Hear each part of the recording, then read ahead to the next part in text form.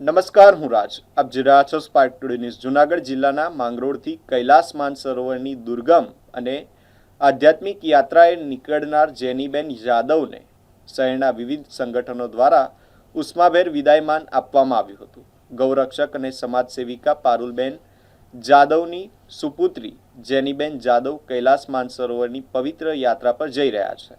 આ અવસરે શહેરના અગ્રણીઓ, ભાઈઓ અને બહેનો તેમને શુભકામનાઓ પાઠવી યાત્રા સફળ અને નિર્વિઘ્ન પૂર્ણ થાય તેવી પ્રાર્થના કરી હતી. આ પ્રસંગે જેનીબેન જાદવે પોતાના ભાવ વ્યક્ત કર્યા હતા અને જણાવ્યું હતું કે મહાદેવની કૃપા અને વડીલોના આશીર્વાદથી તેમને આ અદ્ભુત અને અલૌકિક યાત્રાનો મોકો મળ્યો છે.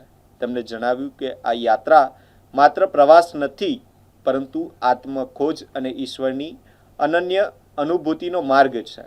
ઉપસ્થિત સૌએ તેમની આ કઠિન અને ચેલેન્જિંગ યાત્રા સુરક્ષિત રીતે પૂર્ણ થાય અને તેઓ સ્વસ્થ પરત ફરે તેવી શુભકામનાઓ પાઠવવામાં આવી હતી. કૈલાસ માનસરોવરની યાત્રાએ જઈ રહી છું.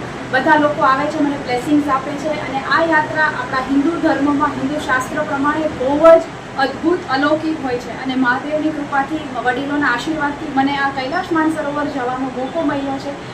એના માટે હું એટલી બધી અભિભૂત થઈ ગઈ છું કે પૂછો નહીં વાત. આ યાત્રા ખરેખર આપણે જેટલી પણ હિન્દુ ધર્મમાં જેટલી પણ યાત્રા થાય છે એ યાત્રામાંથી સૌથી કઠિન યાત્રા છે, કારણ કે આ યાત્રા દરિયાના લેવલથી 18,000 ફૂટની ઊંચાઈ ઉપર છે. એટલા માટે ત્યાં ખાલી માત્ર 30 થી 40% ઓક્સિજન છે, પ્લસ -15 થી -5 ડિગ્રી ઠંડીનું ટેમ્પરેચર હોય છે.